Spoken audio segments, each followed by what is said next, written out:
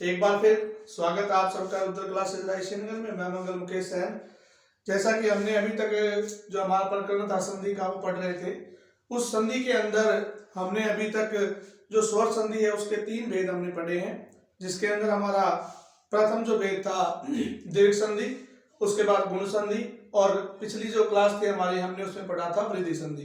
तो आज की इस क्लास के अंदर हम करेंगे उन तीनों संधियों से कुछ उदाहरण मिलाकर मिक्स करके। तो पढ़ते हैं, हमारा आज का टॉपिक जो है संधि और उसके कुछ प्रश्न।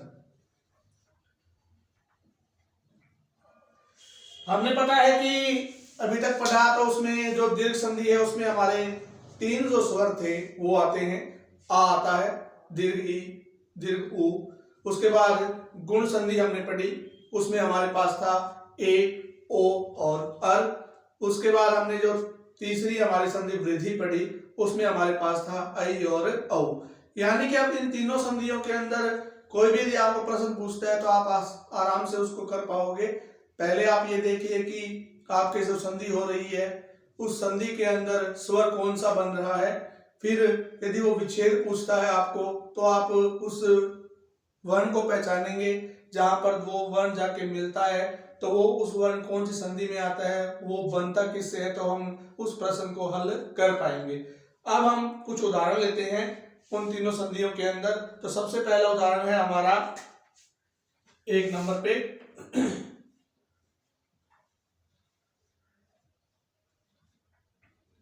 अभीष्ट। अब हमारे पास यह जो शब्द है वो संधि शब्द है। क्या है? संधि शब्द है। पहले ही 2 पदों को मिला दिया गया है। अब वो ये कहता है कि अभीष्ट शब्द के अंदर संधि कौन सी है, या वो ये कहता है कि अभीष्ट शब्द का सही संधि विच्छेद क्या होगा। तो आप तो सबसे पहले यही करोगे कि शब्द को आराम से मनोयोग से थोड़ा सा धीरे, मतलब ज्यादा जल्दबाजी नहीं करते हुए पढ़ेंगे हम इसको कि अभीष्ट दिया हुआ है। पहले तो यह पहचानने की कोशिश करेंगे कि उसके अंदर संधि कहां पर हो रही है। तो जैसे हमने पढ़ा अभीष्ट, तो अभीष्ट के अंदर अभीष्ट बोलेंगे तो अभी शब्द है, एक उपसर्ग है आपका, वो है। अब इसका मतलब हुआ कि हमारी जो संधि हो रही है वो किस पे हो रही है? भय के ऊपर। भय के अंदर अब आप ये देखोगे कि जो स्वर है वो कौन सा लगा हुआ है। तो हमने देखा कि इसके अंदर जो स्वर है वो कौन सा लगा हुआ है? दीर्घ ई। अब बात ये आई कि उसने पूछा अभीष्ट जो शब्द है उसके अंदर संधि कौन सी है। तो हमने पहचान लिया कि भय पे संधि हो रही है, और उस भय के अंदर स्वर कौन सा है? दीर्घ ई, आपका बड़ी ई जिसे आप कहोगे। तो इस बड़ी ई को आप ये देखोगे कि हमने जो स्वर संधि पढ़ी है उस स्वर संधि के अंदर दीर्घ ई आपका वो कौन सी संधि में आता है। तो हमने पढ़ा प्रथम ही हमारी जो संधि है दीर्घ, उसके अंदर 3 थे, आ, दीर्घ ई, दीर्घ ऊ। तो इसका मतलब ये हो गया कि जो ये ई है आपका तो कौन सी संधि में आएगा? दीर्घ। तो संधि का नाम यदि इसने पूछा तो आसानी से हमने बता दिया संधि कौन सी है, हमारी दीर्घ संधि है। अब उसने कहा कि अभीष्ट शब्द का सही संधि विच्छेद क्या होगा। क्या कहा कि सही संधि विच्छेद क्या होगा? 4 टुकड़े करके देगा आपको, और उन 4 टुकड़ों में हमने देखना है कि कौन सा सही शब्द है। तो आप शुद्ध शब्दों का थोड़ा ज्ञान रखते हुए वो हम करेंगे। तो हमें पता है, पहले इसमें देखते हैं कि दीर्घ ई हमारा बनता किससे है। हमें पता है छोटी ई हो सकती है या बड़ी ई हो सकती है। संधि विच्छेद जब करेंगे, बाहर निकालेंगे, तो उसमें छोटी या बड़ी, इन दोनों में से कोई निकल सकता है। तो अब ये आपके टुकड़े हो जाएंगे। तो अब इस भय के अंदर हमने निकालना है क्या कि भय में या तो मात्रा छोड़नी है छोटी ई की या बड़ी ई की। तो शब्द बनता है आपका अभी। तो अभी के अंदर जो मात्रा आएगी वो क्या आएगी? छोटी ई की आएगी। जब आप वो टुकड़े करके देगा एग्जाम के अंदर आपके, तो वो बड़ी ई की भी देगा नीचे, फिर यहां पर भी आ गया आपके 4 प्रकार करेगा जमा। अब इस प्लस यहां देखेंगे, इसी में से हमने क्या निकालना है? छोटी ई या बड़ी ई निकालना है। तो अब अभी प्लस क्या हो जाएगा? इष्ट। इसमें भी क्या आएगी? आपके छोटी मात्रा आएगी। तो उत्तर क्या बन जाएगा आपका? अभी जमा इष्ट। तो 4 जो प्रकार बनाएगा आपके, तो वो क्या बनाएगा?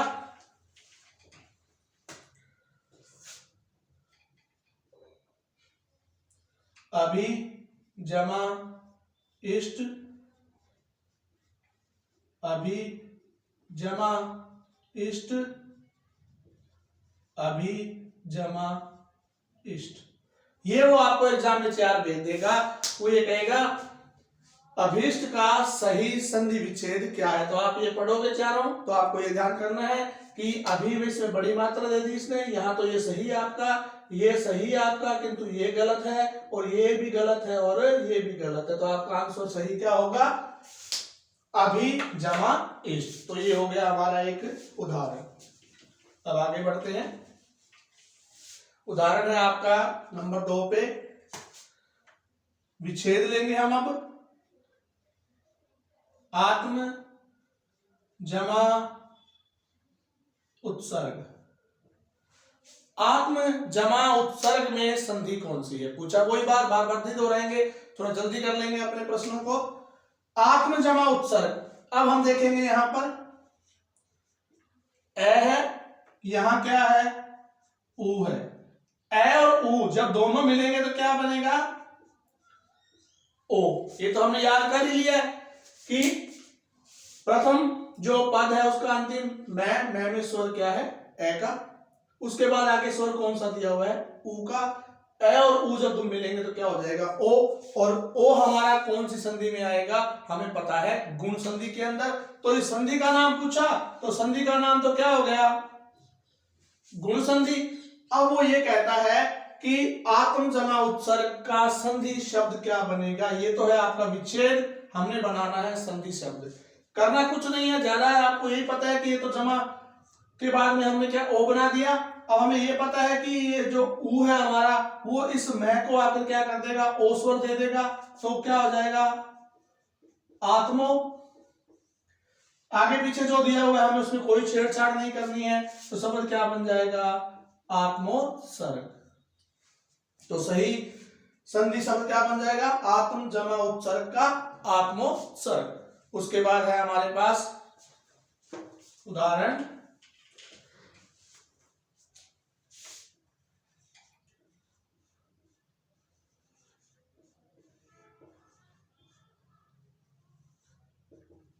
धनाधीश है। क्या है, धनाधीश। तो अब इस धनाधीश के अंदर क्या हो जाएगा आपके, हमने जब उच्चारण किया इस धनाधीश के अंदर, तो क्या होगा, इसके अंदर धन शब्द निकल रहा है। अब धन का मतलब ये हो गया कि संधि कहां हो गई, नए के ऊपर ही हो गई। तो नए के अंदर हमने छोड़ना है। हमें पहले पता क्या लगा, स्वर क्या है ये देखेंगे, आ हमारा कौन सी संधि में आया, पहली ही संधि, पहला ही स्वर हमारा आ आता है। कौन सी संधि में, दीर्घ संधि के अंदर। अब दीर्घ संधि के अंदर क्या आएगा, आएगा आपका। आ हमारा किससे बनता है, हमने याद किया हुआ है, वही बात रट लेना है हमको। आ या आ, जमा किसके साथ संधि करेगा, वो ए या आ के साथ। तो अब इस ना के अंदर हमने स्वर छोड़ना है, ए का या आ का। या तो धन शब्द निकलेगा या क्या निकलेगा, धना शब्द निकलेगा। सही शब्द क्या होता है, धन होता है, धना नहीं होगा। इसका मतलब हुआ ए आ गया। उसके बाद यहीं से हमने क्या निकालना है, ए निकालना है या आ निकालना है। या तो अधीश होगा या आधीश होगा। तो सही क्या होता है, अधीश। तो इसका मतलब हुआ ए और ए के साथ संधि हुई, बना क्या आपका यहां पर आ बना। तो धनाधीश के अंदर संधि का नाम पूछे तो दीर्घ संधि, और वो विच्छेद पूछता है तो धन जमा अधीश बनेगा। ठीक है। उसके बाद उदाहरण अगला लेते हैं।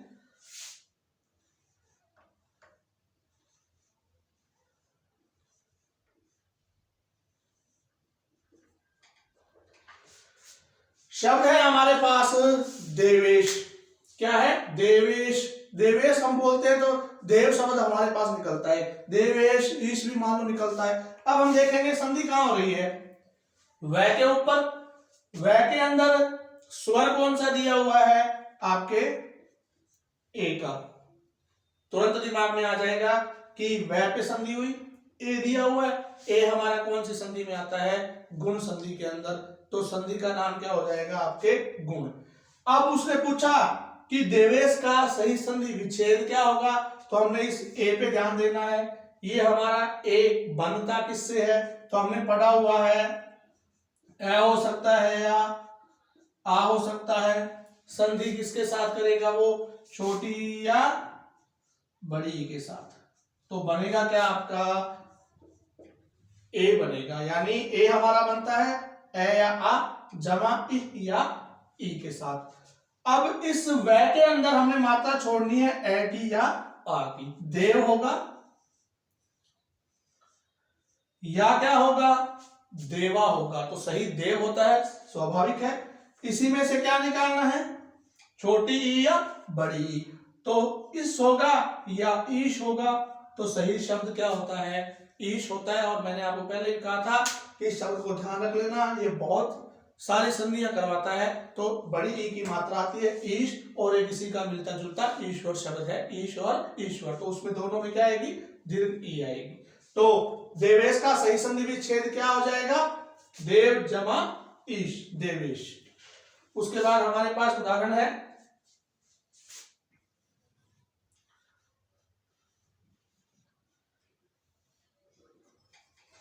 कपीश शब्द है, कपीश, कपीश। अब हमने देखा कपीश, तो पै पे संधि हो रही है यहाँ पे। अब पै में कौन सा स्वर, दीर्घ ई, बड़ी ई से का आप कहोगे, तो बड़ी ई हमारी आती है दीर्घ संधि के अंदर। तो संधि का नाम क्या हो जाएगा, दीर्घ संधि। तो अब हमें ये पता है बड़ी ई, वो वही बात, छोटी ई या बड़ी ई संधि किसके साथ करेगा, छोटी ई या बड़ी ई के साथ। अब इस पै के अंदर स्वर छोड़ना है, छोटी ई का या बड़ी ई का। तो बनेगा कपी। तो ये हो गया कपी। कपी में मात्रा आती है छोटी, कपी में बड़ी मात्रा भी आती है। उस कपी का अर्थ हो जाता है भूरा रंग। जैसे ये आपका है, ध्यान कर लेना, युग्म शब्द में आता है ये, इसका मतलब क्या हो जाता है, भूरा रंग होता है। ठीक है। अब इसका मतलब अंदर होता है जमा। अब इसी में से निकालना है हमारे को क्या, छोटी ई या बड़ी ई। तो कपी जमा इस या ईस, जो अभी हम पढ़ के आए हैं, तो क्या आएगा, बड़ी ई। तो यानी कि पहले छोटी ई था, उसके बाद जो स्वर का मेल हुआ वो कौन सा हुआ, बड़ी ई का। तो शब्द क्या बन गया, कपी जमा ईश, कपीश। उसके बाद हम लेंगे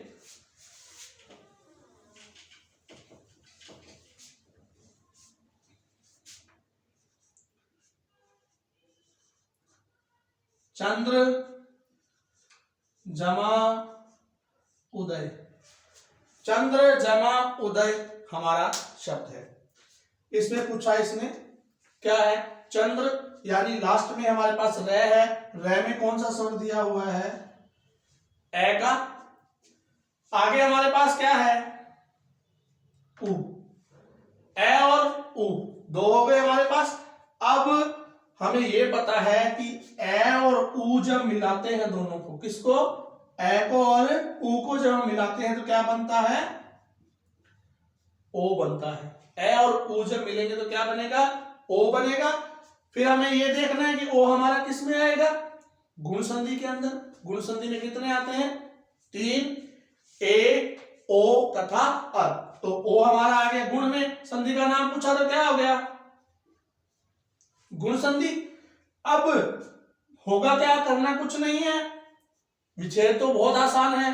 हम उसको टुकड़ों में मान लो ये ऐसा मिल जाता है तो कोई दिक्कत नहीं होगी प्रश्न करने में। दिक्कत होती है जब ये आ जाए आपके पास। अब हमें ज्ञान नहीं रह जाएगी, छोटी की मात्रा आएगी, ए आएगा, आ आएगा, यहाँ कोई दिक्कत नहीं है। जो ये स्वर आपका, आप क्या कर दो, इसके अंदर ले जाके मिला दो, शब्द क्या बन जाएगा, चंद्रो, पीछे क्या दिया हुआ, दय, तो शब्द क्या हो गया, चंद्रोदय।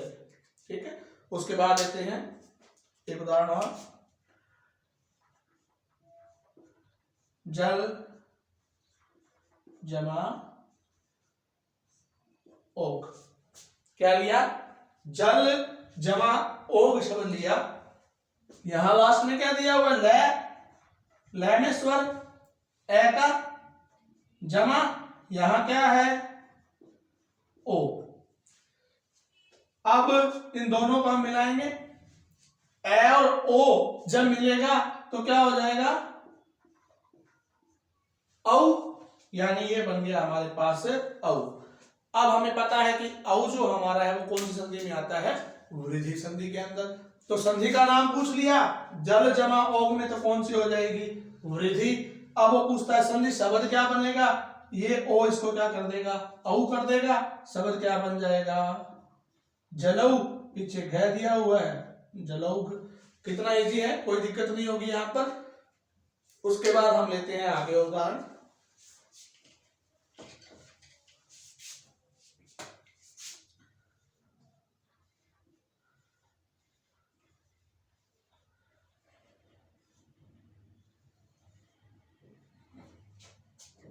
गंगैश्वर्य, क्या लिया, गंगैश्वर्य, गंगैश्वर्य, गंगा। यहाँ अब लगा हमारे को संधि तो गै पे ही हो रही है। अब गै के अंदर स्वर कौन सा है हमारे पास, ऐ का स्वर कौन सा है हमारे पास, ऐ का स्वर है।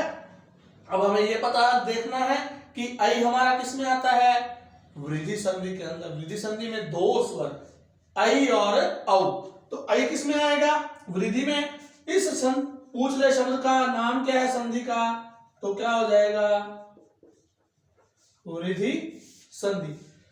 अब ये बनता किससे है, हमें पता है ए या आ संधि करेगा ए या आई के साथ, यानी ए या आ, यानी इस गै के अंदर हमने मात्रा छोड़नी है। क्या मात्रा छोड़नी है, ए की या आ की। तो या तो गंग शब्द बनेगा या गंगा बनेगा। तो सही शब्द क्या होता है, गंगा। इसी में से निकालना है, इस गै के अंदर आगे पीछे कोई छेड़ना नहीं है। ए या आई, तो यहां क्या निकलेगा, आई। तो शब्द क्या बन जाएगा, ऐश्वर्य। अब दिक्कत वही होगी आपके, ये तो गंगा आ गया, अब इसमें ऐश्वर्य आएगा, ऐश्वर्य आएगा। तो ये मूल शब्द आपका ईश्वर है। प्रत्यय जब आप पढ़ोगे, इसमें यह प्रत्यय जुड़ा तो शब्द क्या बन गया, ऐश्वर्य। कुछ प्रत्यय हैं ये प्रथम शब्द को बदल देते हैं, तो हम प्रत्यय टॉपिक में देखेंगे। तो गंगा जमा ऐश्वर्य से क्या बन गया, गंगैश्वर्य। तो संधि का नाम क्या हो जाएगा हमारे, वृद्धि संधि। उसके बाद है उदाहरण और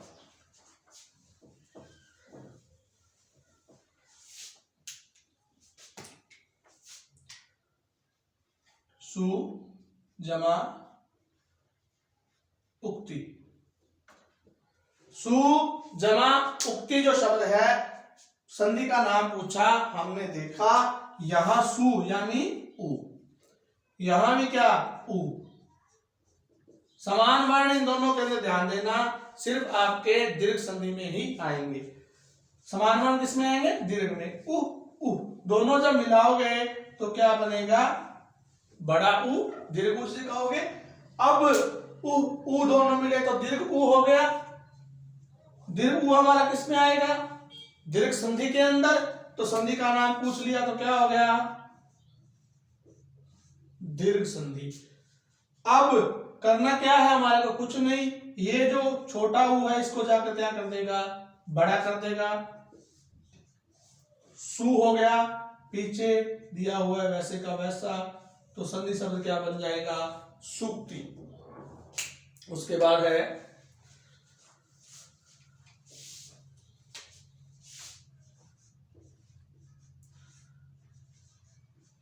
वसुधा जमा एव। क्या है, वसुधा जमा एव।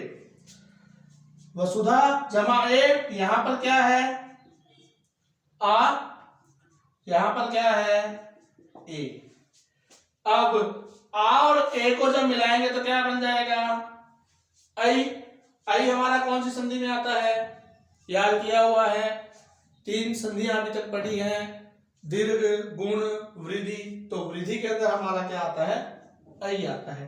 तो ये आप इसको पूछते हैं संधि शब्द क्या बनेगा, बहुत आसान है। ये ए इसको क्या कर देगा, आई के अंदर बदल देगा। ध के अंदर आ की मात्रा है तो आई की मात्रा हो जाएगी। शब्द क्या बन जाएगा, वसुधैव, पीछे वह वसुधैव बन जाएगा। ठीक है। उसके बाद में है लोक जमा उक्ति। लोक जमा उक्ति। अब लोक जमा उक्ति हमारे पास शब्द है, इसका संधि का नाम पूछा तो वही बात आपके उदाहरण आप करके देखिए।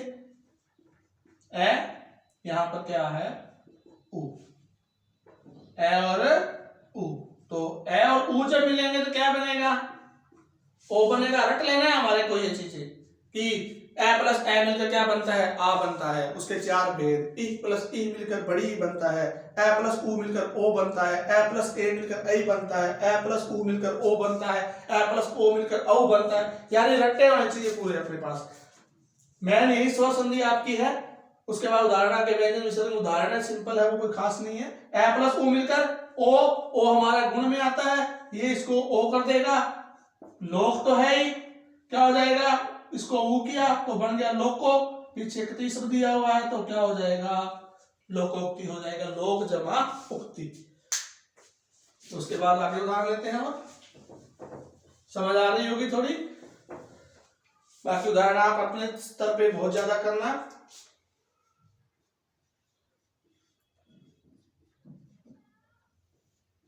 वार्तालाप, साधारण सा शब्द वार्तालाप, वार्ता, वार्ता ये ना आ है, आया किसमें दीर्घ संधि में। संधि का नाम पूछा तो क्या हो गया दीर्घ संधि। अब इसके अंदर आ है, आ हमारा किससे बनता है ए या आ। संधि किसके साथ करेगा ए या आ के साथ। इस तय के अंदर मात्रा छोड़नी है ए की, या तो हो जाएगा फिर वार्त, आ की तो क्या हो जाएगा वार्ता। तो सही शब्द क्या होता है वार्ता जमा। ए निकालेंगे तो अलाप, अलाप तो रोना धोना हो जाता है, फिर क्या हो जाएगा आलाप। वार्ता प्लस आलाप यानी एक दूसरे से बातचीत करना। उसके बाद है उदाहरण और अति जमा इंद्रिय। अति जमा इंद्रिय यहां क्या है छोटी, यहां भी क्या है छोटी। ये दोनों संधि करेंगे आपके तो क्या हो जाएंगे दीर्घ ई, यहाँ पे क्या है छोटी ई है। छोटी ई जब दोनों मिलेंगे तो क्या हो जाएंगे बड़ी ई, यानी बड़ी ई आता है दीर्घ में तो संधि का नाम दीर्घ हो गया। अब ये ई इसको क्या कर देगा दीर्घ कर देगा। अति पीछे क्या दिया वैसे का वैसा क्या हो गया अतीन्द्रिय शब्द बन जाएगा। उसके बाद है आपके पास एक जमा ईश्वर। क्या हो जाएगा एक जमा ईश्वर। हमारे पास यहां है ए, यहां क्या है दीर्घ ई। ए और ई जब मिलेंगे तो क्या बनेगा ए। संधि का नाम पूछा तो क्या हो गया गुण संधि। ए किसमें आता है गुण संधि में। गुण संधि में कितने आते हैं तीन, ए ओ और अ। तो ये हो गया गुण संधि। अब ये इसको क्या कर देगा एक ही मात्रा में कै पे एक ही मात्रा एक पीछे क्या दिया हुआ स्वर, स्वर क्या बन गया एकेश्वर। उसके बाद में अंतिम उदाहरण आज का हमारा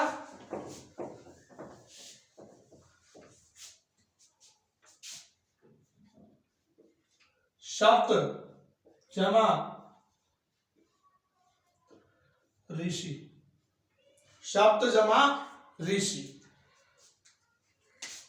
लास्ट में ए, यहां क्या है री। ए और री जब दोनों मिलते हैं तो क्या बन जाता है अर। बहुत महत्वपूर्ण है ये तो ध्यान रखना। ए और री जब मिलते हैं तो अर बनता है। संधि का नाम पूछे तो हमें ध्यान देना है कि जो अर बना वो किसके अंदर आया गुण संधि के अंदर। तो संधि का नाम क्या हो गया गुण संधि। संधि शब्द क्या बनेगा करना कुछ नहीं है। अभी तक जो आप इतने उदाहरण किए हमने जिनमें जो करके आ रहे थे वही करना है। वह ये तो वैसे का वैसा रहेगा। ये आकर इसको क्या बन देगा रह के अंदर आधे रह में बदलेगा क्या बन जाएगा सप्त। तो उदाहरण क्या बन जाएगा सप्त जमा ऋषि से सप्तर्षि शब्द बन जाएगा। तो ये ध्यान कर लेना ए प्लस री मिलकर क्या बनता है अर बनता है। अर हमारा किससे बनता है तो पूरा याद करेंगे तो ए या आ जमा री से क्या बनता है, अर बनता है। और हमने पिछली कक्षा में ये थोड़ा पढ़ लिया था, तो वो क्लास आप दोबारा देखना, नहीं देखी तो उसमें आपको ये क्या है समझ आ जाएगा। तो आज की क्लास में हम ये उदाहरण, हमने कुछ 10-12 उदाहरण लिए हैं। अब आप अपने पास जो भी गाइड है तो उसके अंदर उदाहरणों को देखिए और करने की कोशिश कीजिए। जितने उदाहरण आप कर पाओगे उतना ही आपको ये संधि समझ आएगी। तो अगली क्लास के अंदर हम हमारा जो इसका अगला पार्ट है यन संधि वो पढ़ेंगे। आज के लिए इतना ही, धन्यवाद।